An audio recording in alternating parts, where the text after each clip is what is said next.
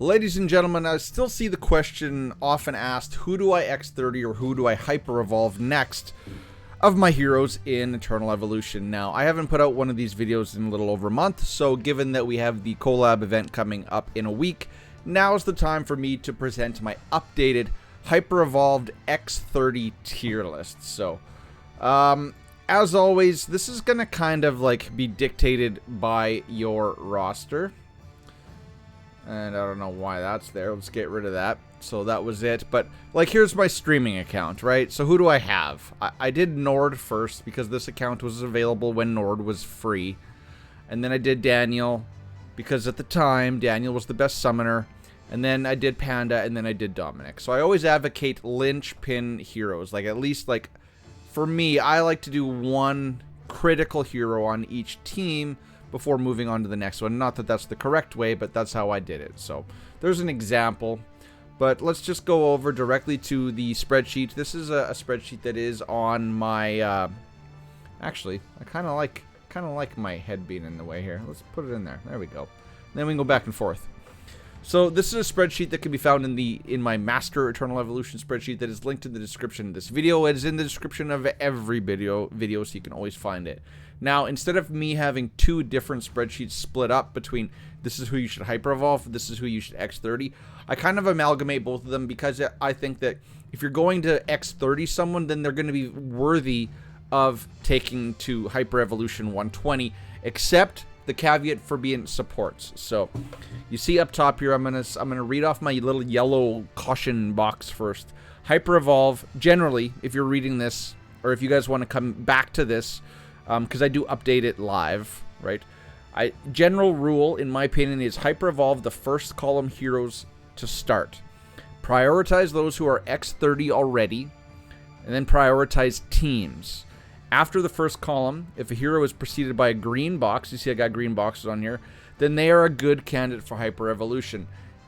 Those heroes preceded by a red box, which there aren't any right now because we've kind of got through the full cycle, so the teams are kind of set. So we don't need to talk about them. But the yellow boxes basically means do these at your own risk. So that is how this thing works. And then if you go right down to the bottom, which we'll do first, because I do want to talk about supports, because I think supports are a little bit, you got to treat them a little bit differently. While I do advocate X30ing the supports, I don't advocate hyper-evolving them, because the only thing you're getting out of hyper-evolving is a little bit more HP. Your supports don't really care about attack, right? Whereas, say, like someone like Sif, who's right above Fiona, she wants damage reduction, she wants damage amplification, she wants attack, she wants all of it. So for me, personally, my main account, my whale account, Fiona, Miranda, Mazrani, they're all X30, but none of them are Hyperevolved because you're going to get way more bang for your buck by doing your attackers first, okay? So, and it even says that, let's see, I do not recommend Hyperevolving supports before the other classes. Alright, that said, now that we got the two little caution boxes out of the way, let's start at Energy. Now, Energy is not really a class that I would... They're kind of like they're kind of at the bottom of the barrel right now, unfortunately. But if you were going to do Energy, if Energy was your jam, if you have Nord, if you got him free or if you purchased him, if you got Nord, just X30 him and Hyperevolve him. No brainer. He has in his kit, he facilitates or he lifts up other Energy heroes, so you might as well do him. You know, even though he's kind of not as OP as he was, he's still a fantastic hero. If you got him, take him to X30, Hyperevolve him. After that, then it's Jaina, right? Jaina, no-brainer. If you're going to have Jaina, if you want Jaina to do Jaina things, you have to X30, you have to Hyperevolve her, because you want her to have as much max stats as possible. Because remember, Hyperevolving gives you about 10% more attack stats, HP stats, so-and-so. But taking them to X30 gives you, I think it's 40% more attack, right? So Nord is an attack X30, Jaina is an attack X30. Luke and Ravenna are also both attack X30s.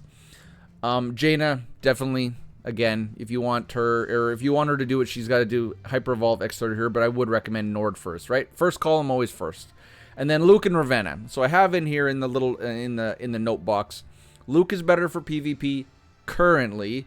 And Ravenna is better for PvE. Both are likely to be replaced soon, which is why I have a little yellow caution, like a little, you know, cautionary indicator before them. And I did add 4. Some of these columns do have 4 heroes this time because they're Luke and Ravenna are equal, but they do different things.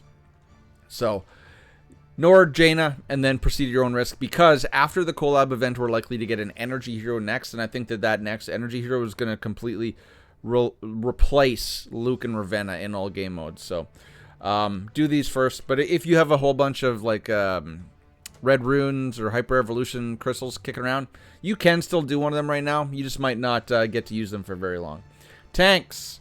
Now, just like my tier list, I do have Pandemonium first. Why is that? Because Pandemonium is the core of the tank team. Without Pandemonium, there is no tank team. As such, if you're gonna I recommend always getting Pandemonium up first. If you're building heroes, you know, pump all your gene hybrids, you got to get your Pandemonium way up there first. And then I do recommend taking him to X30 because he's an HP. All 3 of these are HP-based exclusive X30s. And if you're going to X30 him, you might as well Hyper-Evolve him. I say Pandemonium first. Now, I have Teresh first in my tier list, but not, like, between Teresh and Wamagon, but not, I don't have him ahead of Wamagon in my X30 Hyper-Evolve list. The reason why is because Teresh's X30 isn't as critical to his kit as I believe Wamagon's X30 is, which is why this tier list isn't going to it's not going to follow lockstep with my tier list, because my tier list is measuring something a little bit differently. So I do recommend Pandemonium first, but I do recommend Wamagon second and then Teresh third. You know, this list is just Hyper-Evolve and X30 tier list. Hunters, Rebecca. To make her, it's kind of like Jaina. You want her X30 in order to kill stuff faster. Rebecca is the highest damage dealing hunter, and as such, she is the no-brainer first choice for Hyper Evolution X30. Now, Arcadia and Ryzeris. I have Ryzeris ahead of Arcadia in the tier list based on what her kit does, but for X30 Hyper Evolve, you're going to get more bang for your buck if you X30 Arcadia, because that's going to turn her ultimate into an AoE, multi-directional ultimate, and you're going to get the benefit of that extra 40% attack, that huge big attack boost, X30 and Hyper Evolving her. Ryzeris, at this point, I would say you can almost get away with just X30ing her, or X20, I should say, sorry. You can almost get away with just taking her to X20 nowadays, but she is still a good candidate for X30 120 because her X30 gives her revive on death, I do believe. And, of course, you're going to get the benefit of all the extra attack bonuses taking her to X30 and Hyper Evolved. But I would say for hunters, it's Rebecca, Arcadia, Ryzeris. Now, Vanguards, that's a little bit contentious.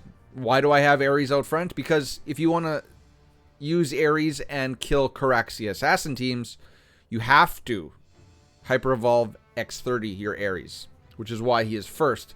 You're going to get way more out of Ares at X30 120, debatably, than Barag or Leo. Leo, you know, he used to be no-brainer. He used to be first on this list. I would still recommend X30 and Hyper Evolving him because especially for like newer players, like newer accounts, he's going to be your first Vanguard that you're going to have to Immortal, most likely. And he will carry a new a beginning or a mid-game account. But yeah, Ares, you need to X30 Hyper Evolve him if you want to almost solo some max teams. And then Barag, his X30 is really, really good. You get mainly for all the stats. I don't remember. I don't have every kit memorized. I don't remember what his X30 does specifically. But just Hyper Evolving 120 and X30, and you're going to get such a big stat boost as you're going to, you know, turn him into the unkillable, invincible monster that we all know and love. So, contentious. Maybe Barag should be first, but like I said, Barag by himself with 2 elite Vanguards can't solo Caraxia teams. And I have confirmed with my alliance that even after the Caraxia buff, Ares can still solo maxed Assassin Caraxia teams. Assassins, like I say in the box over here, Caraxia, X40, enough said. If you've spent the money to get her up to the point where you can X30 and X40 her, just do it. And then out of the two Assassins, obviously Dominic, because X30ing Dominic's going to raise that ceiling cap of how much damage that mark can take.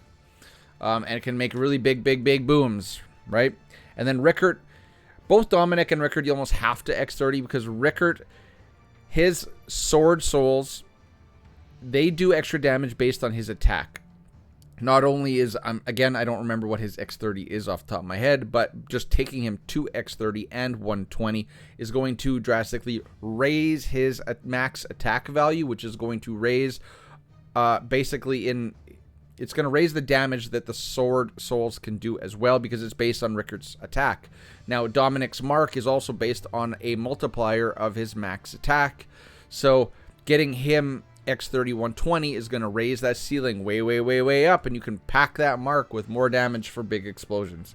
So, Caraxia 1, Dominic number 2, and Rickert number 3. Now, summoners. Okay. So the summoner team, basically your only... not your only, but your major damage dealers now is Sif and Ampu, right? Daniel has fallen way off because Ampu, Sif just does so much damage regardless, and Ampu, his damage went up with Sif because of Pebbles falling off of Gobo. Now, I would say if you're a new account or a mid-game account, you can almost go for Sif first because she's a standalone damage dealer. She doesn't rely as much as Ampu to get those big damage numbers. As such, if you're looking to make your summoner team really good, you could pump a bunch into Sif X20 or 120 X30 and probably get more out of her until you get the rest of the team up and going. Ampu, I have Ampu ahead of Durali and Daniel because of his massive damage numbers at X30. He almost needs X30 because that's when you're going to see that huge step up in damage numbers with the, I do believe the X30, not only is it going to bump his attack as all the other ones do, he's an attack-based X30, but it's going to allow you to proc your soul explosions off of summoned deaths twice. So that's what's going to, that X30 is really what's going to put him into that almost god status for damage on a summoner team. Now, Dorley and Daniel. So Daniel, the only thing you're going to get out of his X30 is his a little bit more time on his bear, which is going to mean more damage. But Daniel's damage hasn't scaled as nicely as Sif and Ampu. He's been kind of power crept. You still want him on the team because he's going to supply the rest of your summons an extra 15% attack boost. And plus, you know, his kit is still really nice for beginning and mid-game players. But that's why Daniel's last. He's almost at the point where I would say that X20 is probably fine, given that the majority of your damage is coming from Ampu and Sif. It's almost debatable now whether or not you'd want to hyper-evolve him as well. Like I said, for those same reasons. Why hyper-evolve him when you're only going to get a 10% damage boost on mediocre damage numbers? Now, Dorley, on the other hand, it's a different story. Her kit is... her X30 basically allows Doragon to be respawned instantaneously upon death. That is very much needed in PvP if you rely on summoners as a PvP team. And she is an HP based exclusive, so also her X30 is going to ramp up her HP really high, which is going to feed into Doragon and allow him to face tank longer. So I would say that, yes, Dorley is probably your more ideal choice for the number 3rd most important X30 Hyperevolve on the summoner team. And then I just slap on Daniel at the end because, yeah, Daniel's still decent. He's just not bringing as much to the table with his X30 120. How many times have I screwed that up this video? And when I refer to X30 120, it's exclusive 30 and hyper-evolved 120. So Sif number 1, Ampu number 2, Dorley easy number 3, and then Daniel bringing up the rear. Do him if you want. If you're all about summoners, do Daniel. But I would say that if you do Sif and Ampu, if you're into summoners, then go do someone else, like say Panda Wamagon, because tanks are still so good. And then, you know, Dominic Rickert. Really, like I said up top here, do the first column first and then the second column if you really want to have a rounded roster. Then for support, just talking about X30, not Hyperevolved, because again, I don't recommend hyper-evolving your supports. Fiona, you're going to get way, way more bang for your buck by taking Fiona to X30 than Miranda or Masrani, even though I still like all three of them. I still advocate to have Masrani X30, given that he's an all-around great healer, but the use case for Masrani is definitely falling off in game. The need for pure healers is definitely being removed from the game. Assassins have that that damage invincibility with the prototype, and Fiona gives them invincibility. Fiona also heals. The Miranda heals too, but Fiona and Miranda are more about their support capabilities rather than their healing. Summoners don't need a healer anymore because they got Sorvali supplying the heals, and you got prototypes that also supply the heals. Barag and Leo, well, at least Barag and Leo have enough lifesteal in their kits. You almost don't need healers on their team as well. And then Ares, well, Ares has a whole bunch of damage mitigation if you build them right. Hunters, they're all about killing things before they die. I don't even run a healer on my PvP Hunter team anymore. Tanks don't really need a Hunter team as well. They kind of want res on their team just to screw with the turn meter of other teams, because they could pretty much keep themselves alive. And Wamagon and Zeta have enough heal in their own kit. Energy team needs Miranda. Again, they're more about killing things before they're killed themselves. So, yeah, supports... Really, Masrani, his X30 doubles his healing, right? It's really his X20 that he needs, because that's going to increase the radius of his heal in general. If you haven't played Masrani while at X10 or before X20, his heal is like this big. It's really, really small. It's really, really teeny. So really, I think I'm going to make this yellow. Right, because I don't think Masrani's X30 is really needed nowadays, whereas you're going to get much more bang for your buck with this front tube. So, ladies and gentlemen, I know it's kind of complex. As I said up top here, Hyperevolve first column heroes to start. Prioritize the ones that are already X30, and then after that, prioritize teams. Right, so it's always nice to have 2 per team. Hyperevolved X30. You can kind of play around with the third one, like Masrani. Well, that's not a team. Leo X20 is probably fine until you get the first 2. Ryzeris X20 is probably fine until you get the first 2. Teresh X20 is probably fine until you get the first 2. Luca Ravenna, I wouldn't even X30 anymore if you're at that point where you have to debate that. I've got all of these X30 already. I'd say Assassins is the one place right now where I'd say all 3 of these are must X30s. If you were to remove Caraxia from this altogether, Dominic Rickert, and then I'd almost say Fiona for PvP, Bailey for PvE. But let's see what the new collab heroes are going to bring. Leo might get replaced by Batu, right? Bailey is obviously going to be replaced by the Major. And then who else is there? There's a support, which might replace Masrani altogether. And then there's a tank, which might replace Zeta. I think these 3 tanks are safe for now. So, ladies and gentlemen, I know it's a little bit complex. If you have any questions, comments, or concerns, you can put them down in the comment section of this video. But I would highly recommend that if you have more fine detailed questions on the content of this video, my Discord link is also in the description. It's much easier if you pop in there and ask questions in the questions section of my Eternal Evolution area on my Discord. So we'll leave it at that. If you made it to the end of this video, the safe word of the day is Hyperevolve, because that is basically the focus of this video. Although this is a Hyperevolve X30 all-in-one type of video. Really, again, I don't think you can really separate. You can, but I think that the 2 are just more easily talked about in conjunction than separately. So, ladies and gentlemen, until next time, cheers, peace, bye-bye.